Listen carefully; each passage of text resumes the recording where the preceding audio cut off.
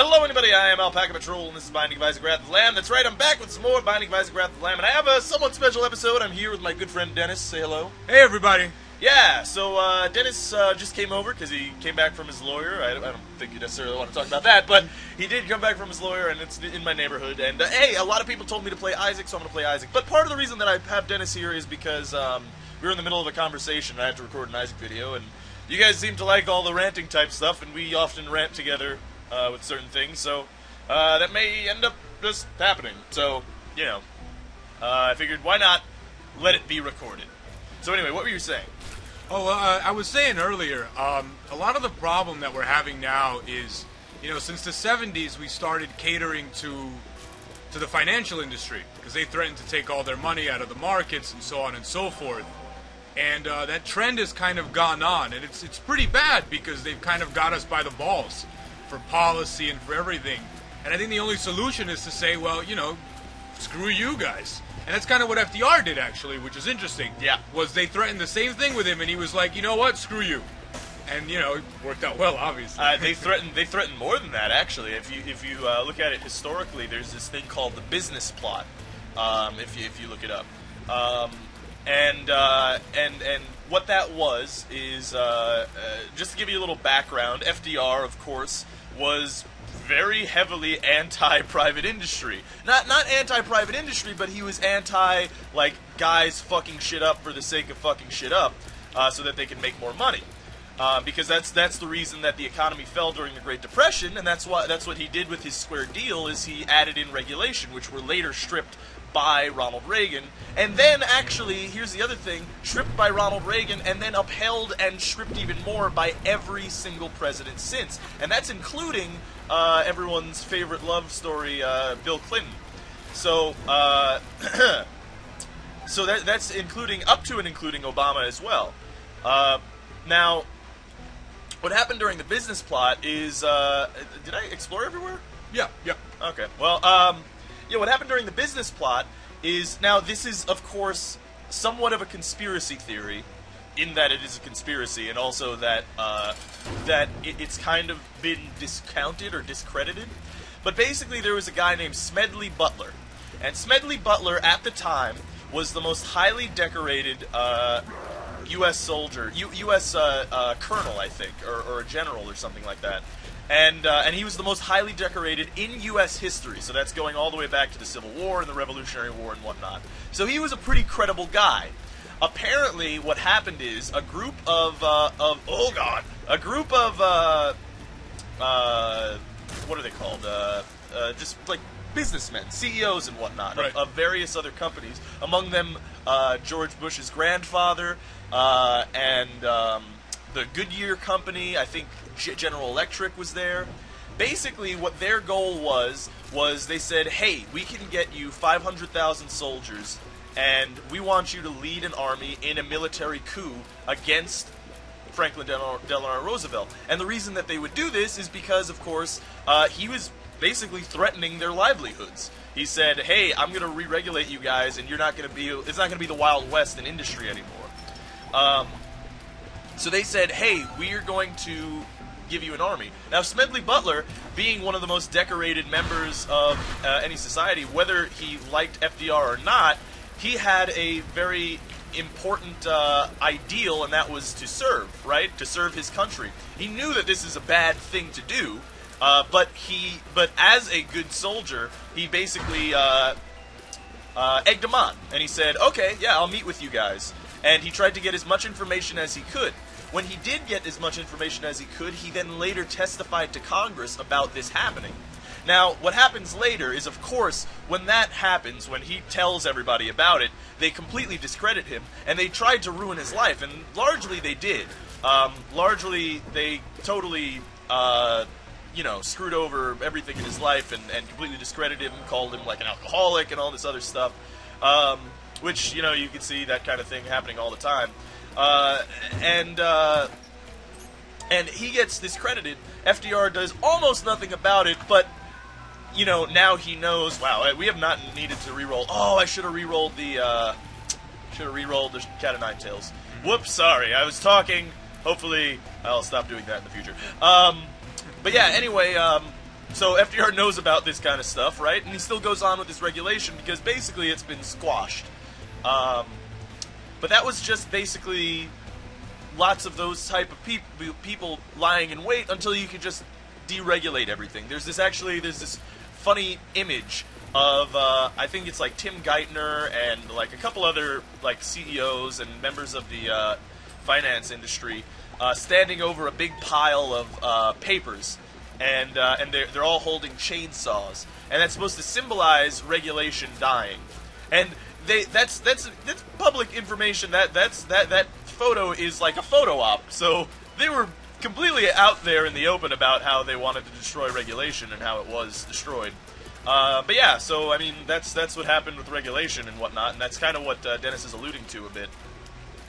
Yeah, of course. You know, it's ridiculous. I mean, even most recently, like Obama's Dodd-Frank Act, or like the Jobs Act is what it's known as. Right. It was supposed to bring back a lot of regulation, but you know, upon close read, you realize that it did some things for consumers, but other than that, you really don't have any regulation at all. I mean, the biggest being the Glass-Steagall Act, which you know, led to a lot of the problems we have now.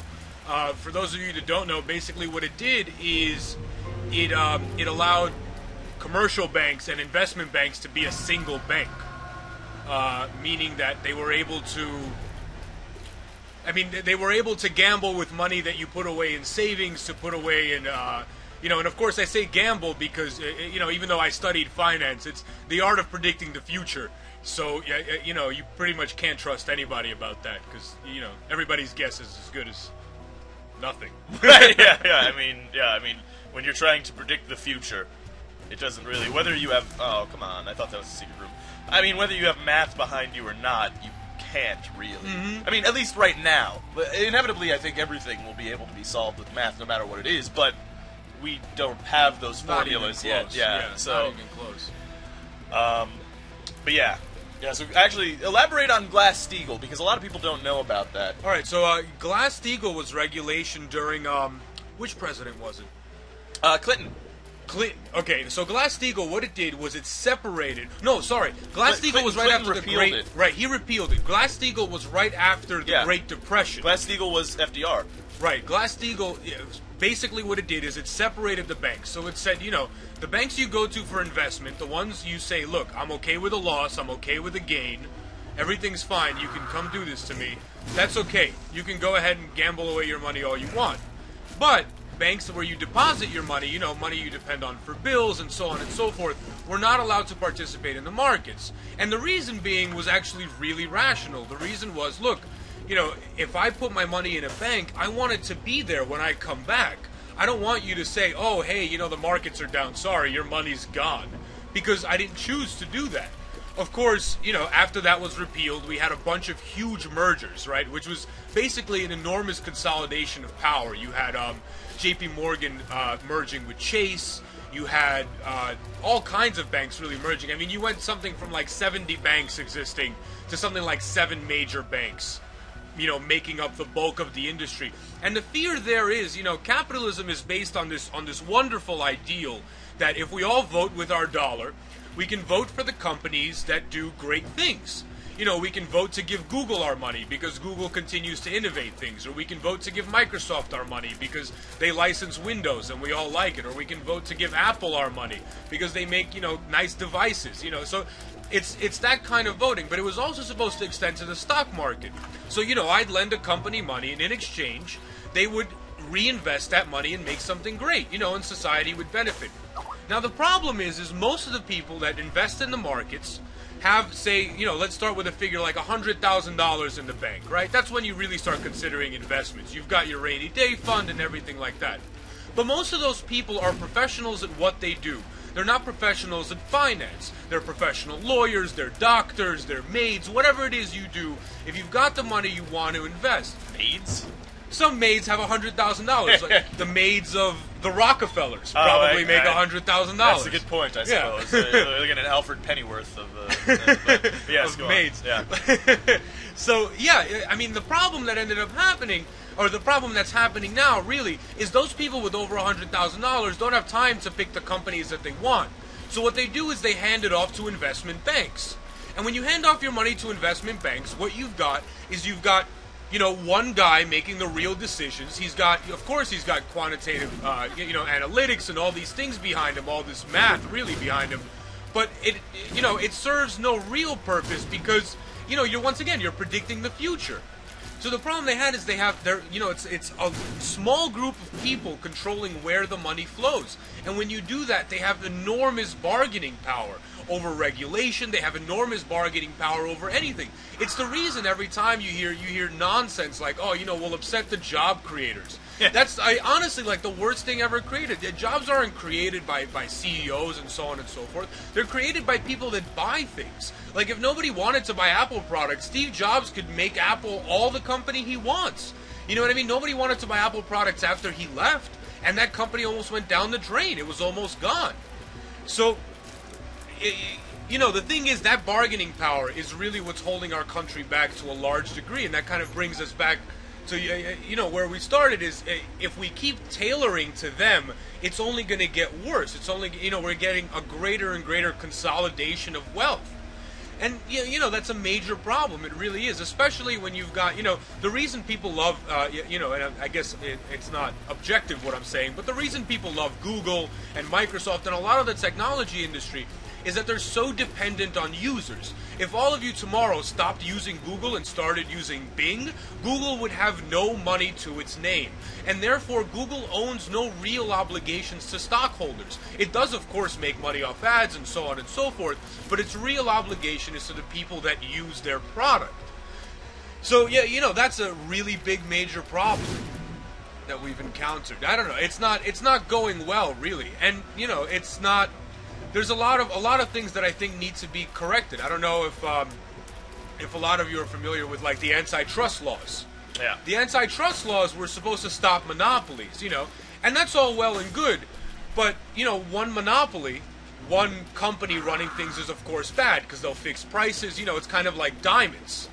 Diamonds are really not worth as much as they are. It's just that two families in South Africa control our whole supply of diamonds. And to take that a little bit on a tangential note, why are diamonds not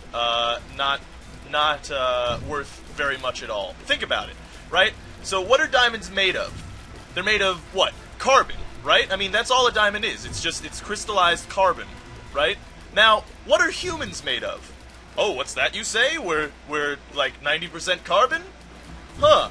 Well, that's interesting. What is all life on Earth made of? Carbon, huh?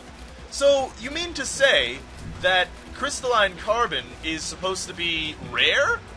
That doesn't make any sense. Well, the reason that doesn't make any sense is because it doesn't make sense because it's not true. It's not rare. Crystalline carbon, there's a service actually that you can do. I kind of want to do this when I die. Is you can take your ashes and you can give them to this company, and they turn your ashes into a diamond, because all a diamond takes is carbon plus pressure plus heat plus time. Mm-hmm. That's it. That is a recipe for making a diamond.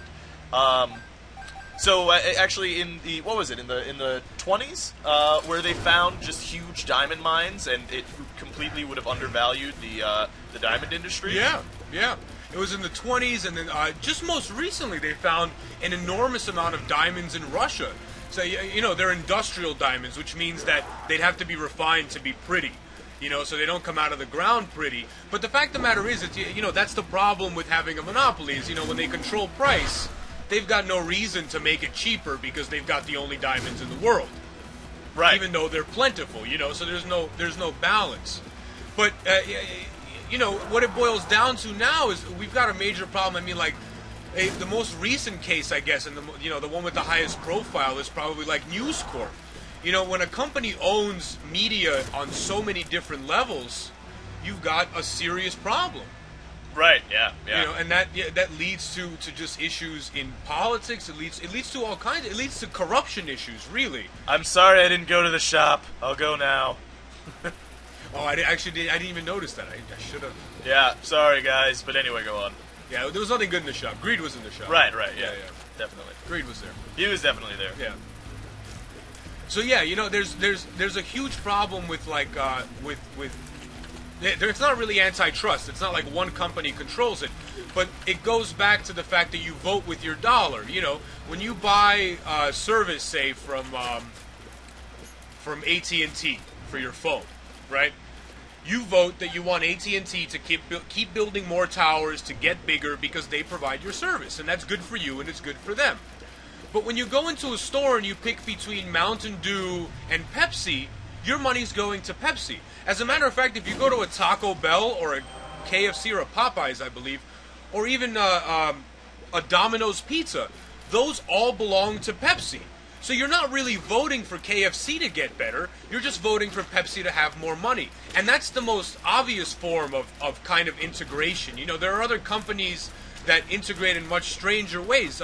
You know, the best example that comes to mind is the company that makes Marlboro cigarettes. What are they called? Philip Morris? Philip Morris. Philip Morris did an extensive study and figured out that people that smoke Marlboro cigarettes also use deodorant made by Gillette, they use Gillette razors, and they drink Folgers coffee. So what did they do? They bought all those products. So basically what you own is you own the consumption patterns of a certain group of people, of a certain demographic. Those people think that they're making choices, but they're not. They're all funding one thing. And, you know, this has to bring me back. You know, it was mentioned earlier when we were talking, and it makes a lot of sense to me now, is a company that sells cigarettes should have to bear that negative mark.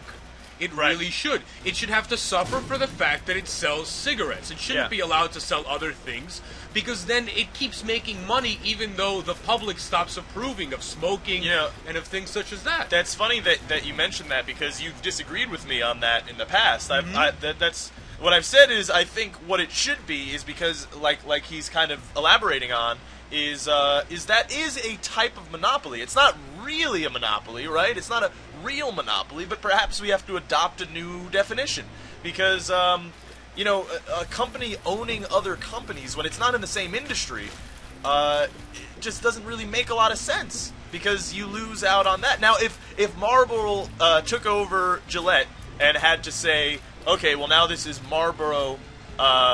This is Marlboro deodorant, right? Yeah, razors, or this is Marlboro coffee. Then okay, that works. But other than that, you should know. I mean, you can do it with searching, and that's how they kind of get around that, because you can do it through searching. I mean, Nestle's another one of those companies that owns like a bunch of things, but nobody buys Nestle products because they've been boycotted before. You know why they've been boycotted before? Because they steal water from poor children in India. But you don't know the other products that they make, do you? And those don't get boycotted because a lot of people don't know about them. Yeah. And that's an issue. That's an issue. That is a loss of consumer voting power. Yeah, right. Exactly. That's really what it is. It's a corruption of consumer voting power, because that is what, you know. I actually recently had an argument with some dude on Reddit because he said something about, like, I was saying something about, you know, crooks and how crooks shouldn't be allowed to do whatever and whatnot. And he's like, "Oh, that's a generalization. They're not all crooks." And I said, "Well, I didn't say all the rich, because the thing is, I don't have a problem with all the rich. All the rich do not upset me." Like Dennis was saying earlier, you know, Steve Jobs created a product that he created a need, right? He created a product that everyone needed. Walt Disney created a cherished character. You have Bill Gates created home computers. Sergey Brin, Larry Page. They offered a service that no one else offered, right?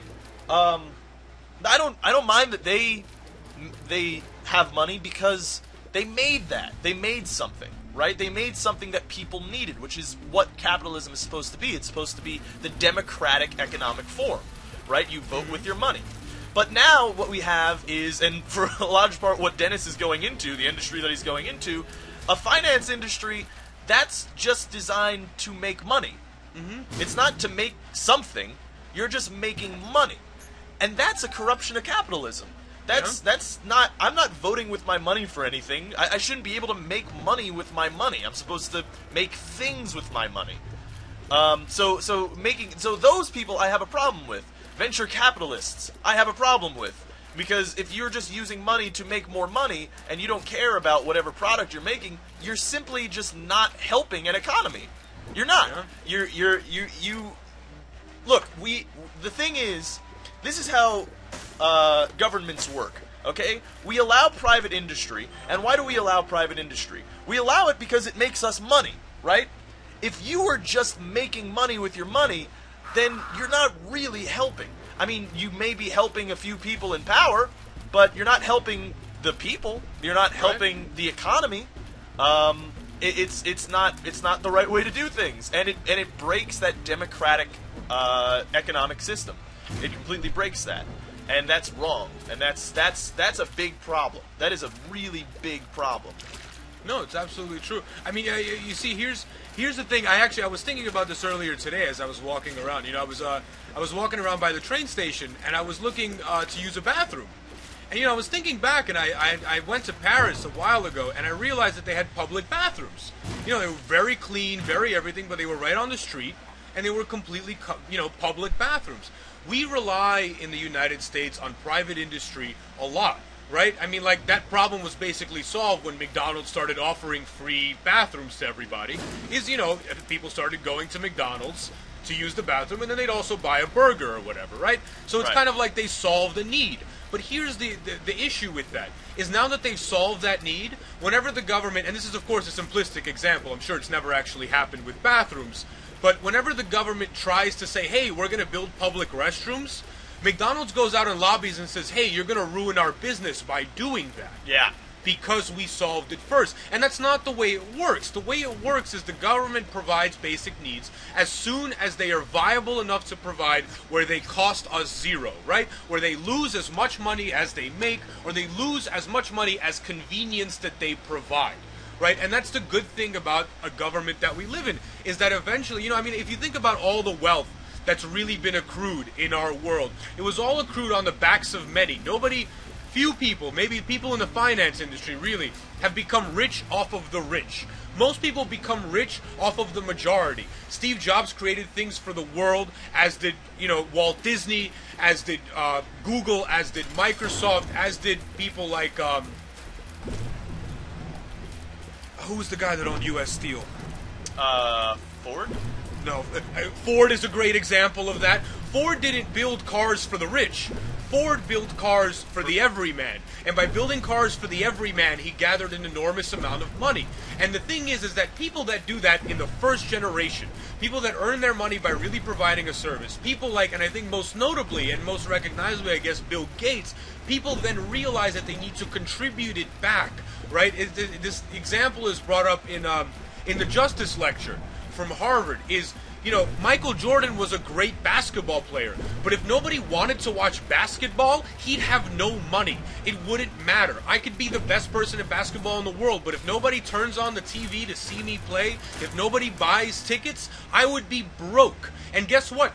Michael Jordan's kids now have all his money, right? Or they will have all his money once he passes away. But they don't play good basketball. They don't do anything good for us. At least Michael Jordan entertained us, and that's why we gave him money, so that he'd never have to worry about things like his medical bills, so that he could spend 80 hours at the gym, so that he could practice for 12 hours a day, so that he could get better. Same with Steve Jobs. We gave Apple a lot of money, which they're now sitting on. It's one of the reasons that I find myself never really happy with the way that company is managed, is they sit on their money. They're not pushing the envelope. I mean, look at a company like Google. They started in search, and now they're building fiber optics. Right. You know what I mean? They're expanding because they realize that they can solve more problems. That's not to mention things like driverless cars, things like Google Maps. Electric cars. Exactly, electric cars. Funding like SpaceX. Space projects, yeah, exactly. Right. Funding huge companies, doing things that are really pushing us forward. And that's the reason, there's no real reason for companies to keep profit.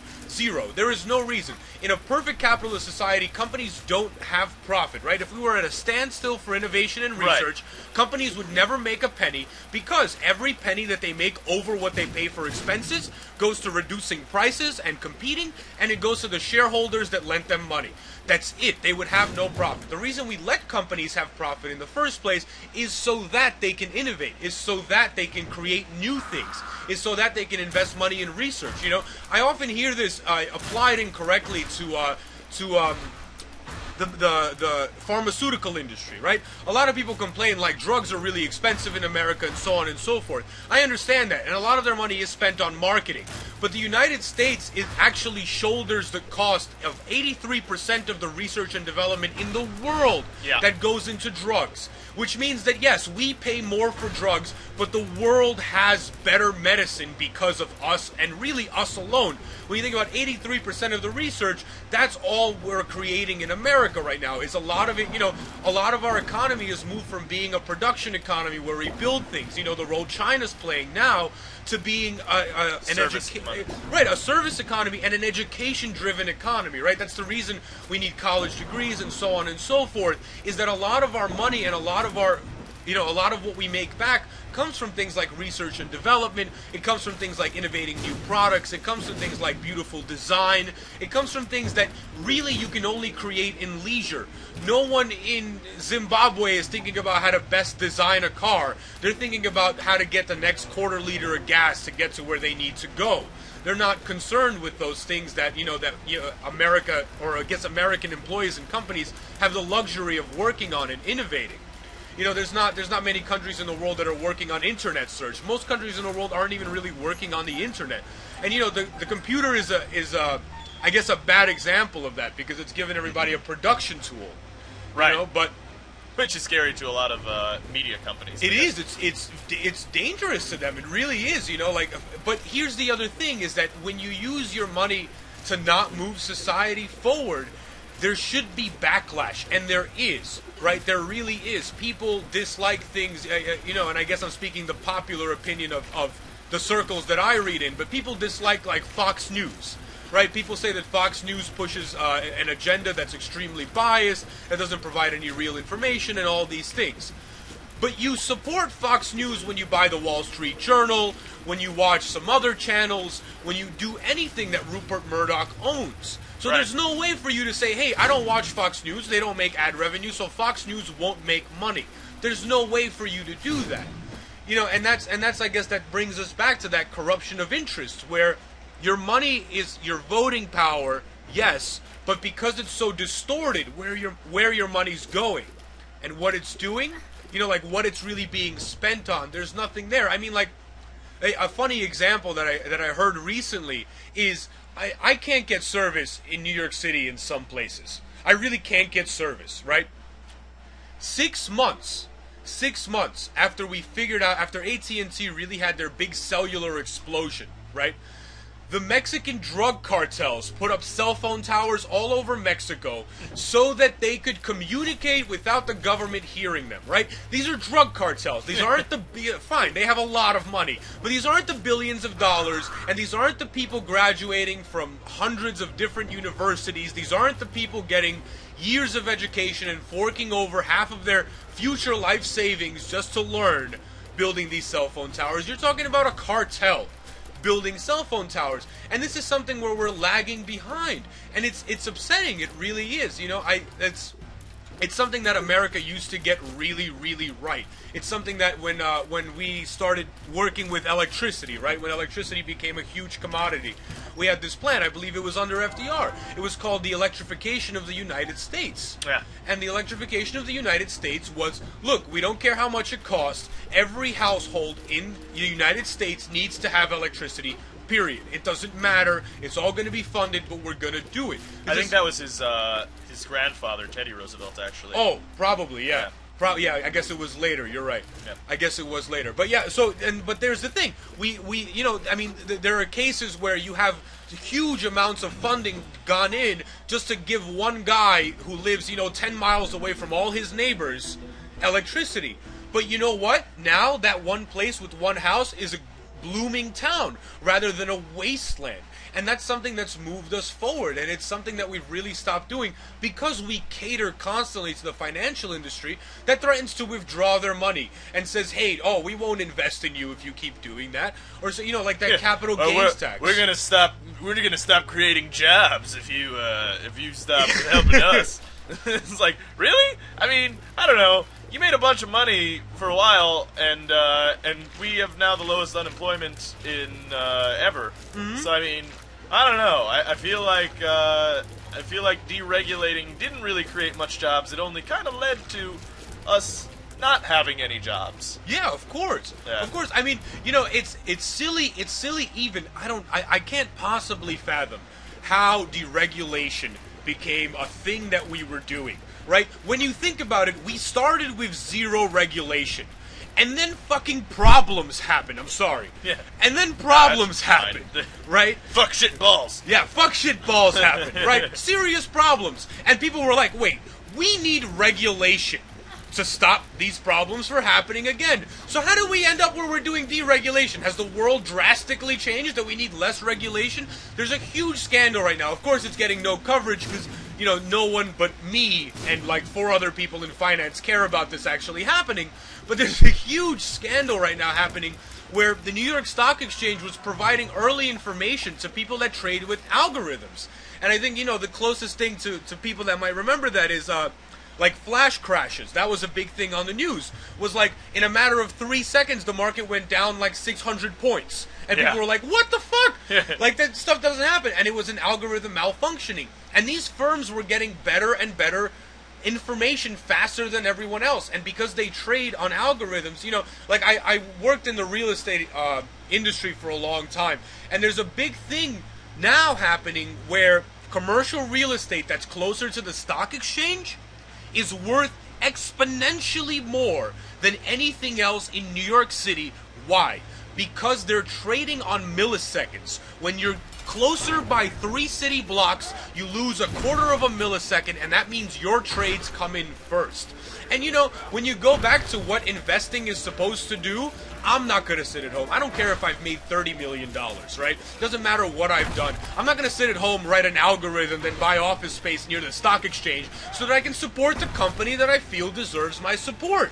It's crazy. It's ridiculous. Yeah, well, that's an example of making money for the sake of making money, right? I mean, because when you are trading, you're buying and selling in the stock market on which is only meant as a tool to help smaller companies get funding. Exactly. Right? Exactly. They're meant as a tool to help like companies get investment offers that they wouldn't normally get because it's almost like Kickstarter before Kickstarter. Right, before Kickstarter happened. Exactly. Right. Yeah, that's really what it was. So when you are now trading based on trends and you're using it through computer code, which is just, you're not trading based on how good this service can be. You're trading on, how profitable this may be based on certain trends. Then you have broken the system. The system does not work anymore. That's not its designation. And that's not what it's for. I mean, it's the same thing as like Kickstarter. If Kickstarter offered money back, if Kickstarter offered your kind of money to back, or say it was legal for people to sell their game that they bought from Kickstarter, right? Then you would have this same thing happening eventually. You'd have people buying and selling trends like, science fiction games are selling very well right now.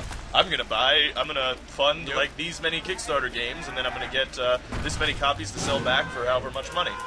And it just doesn't make any sense, right? I mean, you're not really helping the developer anymore, are you? Nope. You're just trying to use him as a source of income. Yep. Which is a breaking of crowdsourcing. But I mean, that's what the stock market originally intention was. Oh yeah, of course. Well, I mean, the thing about the stock market, and really the wonderful thing, right, is when you think about something like Kickstarter, right, and that's something people are a lot more, I guess, familiar with on a closer basis, is when you fund a game by a developer, right, you're basically saying, hey, stay home and work on the game, or go to your office and work on the game. This is money so you can get the tools you can have. This is money so that this game gets made, because I want to see it done. And that's kind of, or really exactly what the stock market was doing, right? When you think about it on a larger scale, right, when you think about, say, telephone cables, right, and it's probably a bad example. Let's talk about computers, right? When you think about things like computers, like Steve Jobs tried to use the market properly the first time Apple came around. What he tried to do is he went to try to pass a law that said, I would like to sell Apple computers at an enormous loss to the education industry, to the public schools, so that public schools have Apple computers, right? Of course, government turned it down. The state of California immediately said, well, fuck the federal government, you can do it in our state.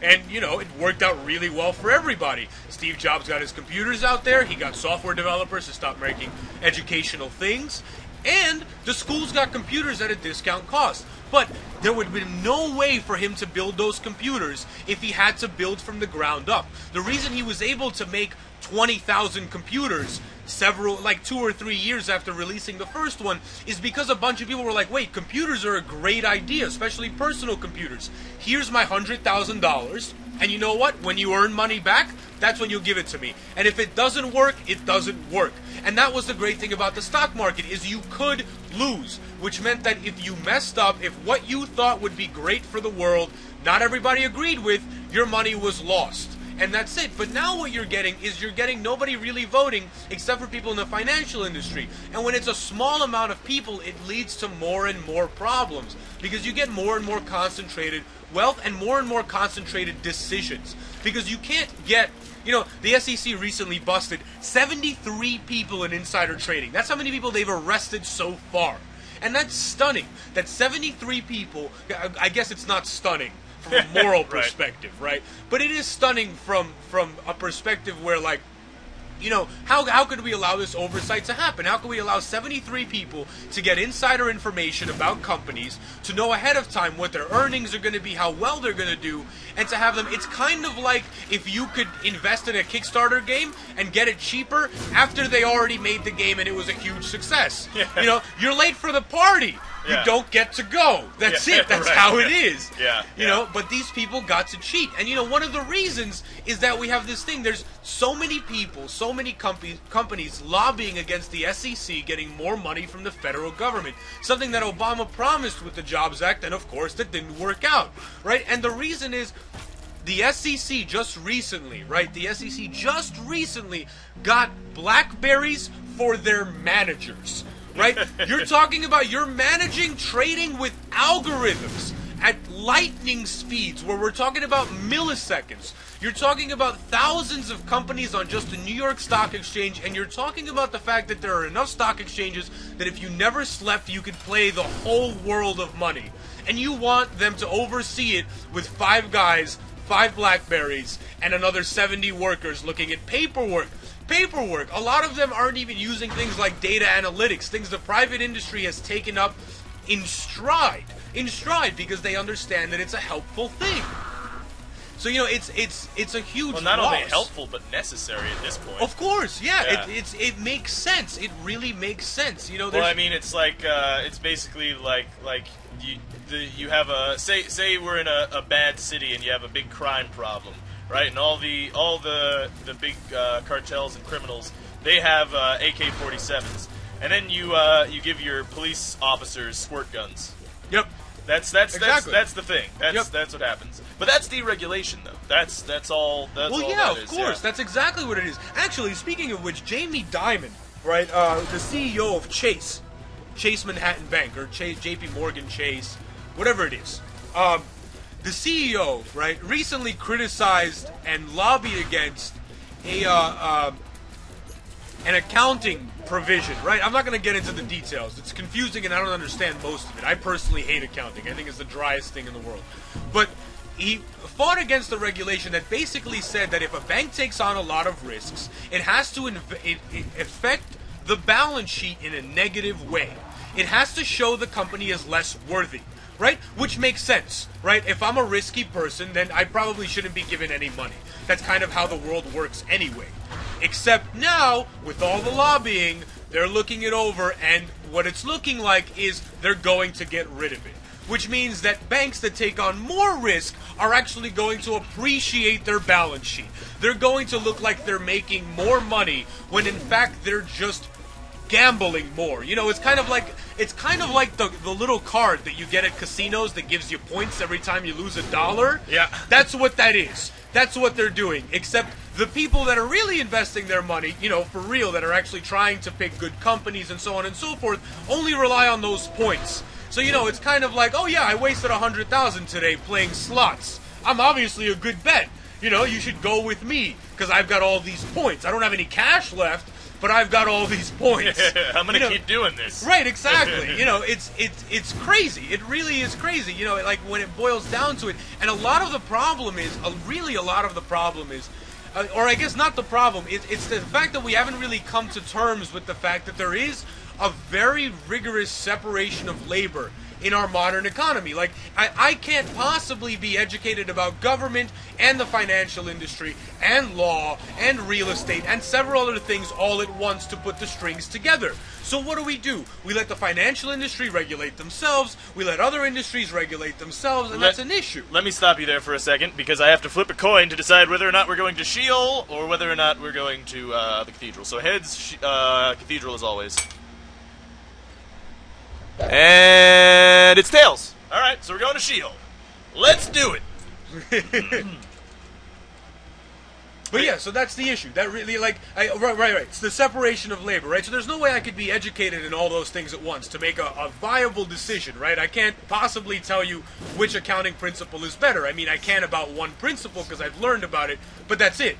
You know, but we allow these people, or at least the financial industry, not only to regulate themselves, but because they control the money, we allow them to regulate other things too. You know, so what it really looks like is, imagine if we were playing a game of cards, and you and I are sitting there and playing the game of cards, and you have no idea how to play. No idea at all.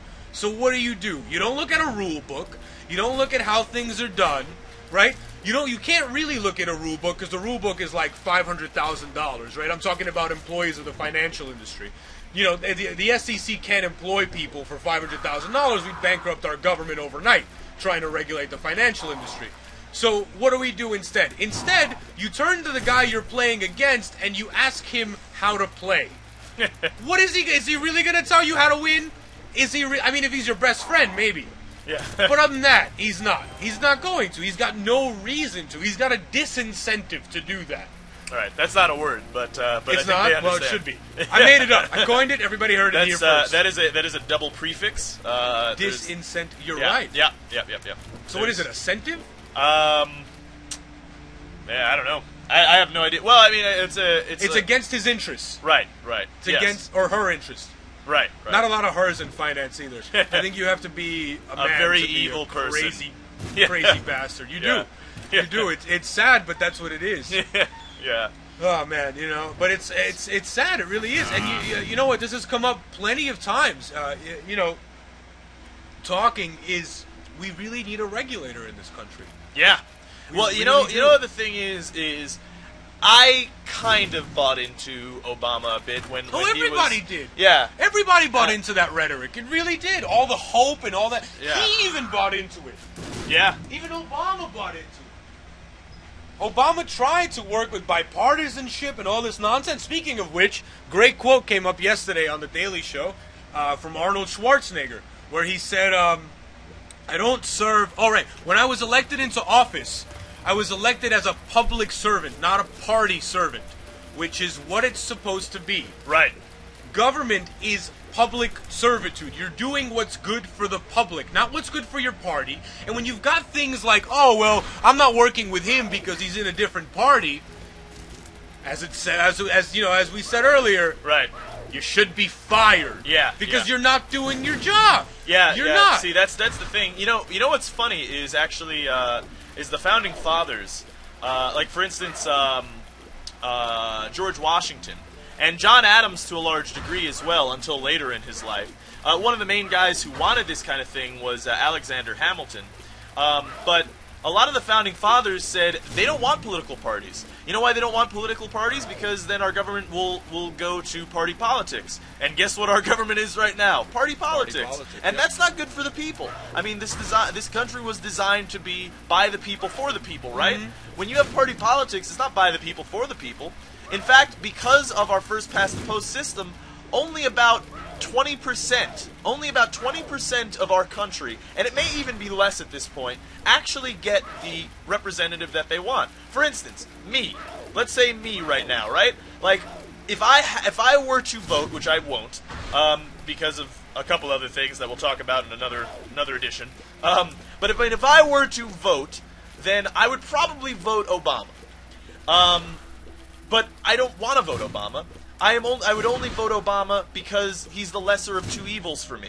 And that's not a good way to run a country. Yeah. I shouldn't have to make that choice. I shouldn't have to make the choice of, oh, well, this guy sucks, but this guy sucks worse, so I'm going to pick the guy who sucks less. Mm-hmm. And actually a good thing to see that, oh, fuck, My controller stopped. But, oh god. Oh Jesus. A good way to learn about that is watch the first past the post voting system by CGP Grey and the problems with it, because he kind of goes into that.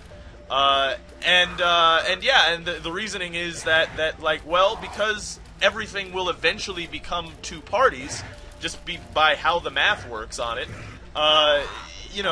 the people who originally wanted some certain candidate, if we had a six-party system, are not going to get that candidate. Only about 20% are actually going to be of the original two... Oh, farts. The original two parties. We're going to have a hard time fighting this boss. You got this. Yeah, I totally got it. You got this, man. You got this. Come on. Come on, man. I've been playing poorly, but let's do this. Yeah, so because of that, that's an issue. That's a big issue. I mean, that's... Oh, I fucked up. I thought I was right, but I was wrong. Oh, my mind's telling me no, but my body's telling me yes. Okay, we died. Well, it was a great talk. I think so as well, yes. Let me know what you guys think about that, and stuff like that. I mean, I don't know if Dennis is going to be over for tomorrow, maybe. Maybe we'll do more of that if you guys like it. I know that you guys have been saying you like the rants and want more rants, and I figured, hey, why don't we try this? I mean, I guess this is kind of almost a podcast kind of thing, to a lesser degree. So, I mean, let me know how you feel about that, whether or not you'd rather me not do anything like this again, whether this was like dreadfully boring or something, or a lot of you guys said on the past few videos that you want to do this because you like hearing our opinions or my opinions, and then hopefully now Dennis's opinions as well. By the way, he said he may start doing his YouTube channel again. Yeah, maybe. Yeah, maybe. So that's cool. But yeah, let me know what you think. Hey, here's another thing. Let me know if you want this to be completely separated from Isaac. You want me to just talk about Isaac, and then, I don't know, maybe I'll do like a podcast once a week or something, right? Instead. Let me know. I mean, my channel, I'm open to really anything that you guys want, and if you guys don't want to hear it, then you don't have to hear it, because a lot like what we were talking about, I'm only here because of you. Like Michael Jordan, Michael Jordan got millions of dollars because people liked watching basketball. He offered a service. I'm offering a service. If you guys don't like it, then tell me. Feel free to speak your mind. Don't be afraid. I would like to know. And I will, of course, change based on what you guys want. Because I'm only here because of you, and if you guys don't want to watch it, then you'll stop watching, and then, hey, I'm shit out of luck. So that direct community interaction is definitely a good thing. Great. In YouTube. But anyway, yeah, and here's another thing. FTL, the new race, is on Last Grey Wolf's channel, where it's kind of almost a podcast about movies and stuff, too, where I'm talking on there for extensively with ranting, and we're talking about video games and all this other stuff, because his audio thing kind of screwed up, and we had to do post-commentary. So I'll provide a link in the description, if you guys got it this far in this video, of me just sitting at the title screen and talking. And sorry for the microphone, but it's the only way that we can feasibly do this, with me and Dennis both here. So yeah, let me know what you think. Really, honestly, I really do want to know. It's totally cool if you say never again. I get that. So don't be afraid to say that. And I'll just, I guess, I don't know, tally up the votes. And, yeah. So hopefully you guys enjoyed it. Thanks for watching. Dennis, you want to say goodbye? Yep. He does want to say goodbye. You have it here, folks. He'll be here till Thursday. Anyway, this is Alpaca Patrol signing out. Peace, fools.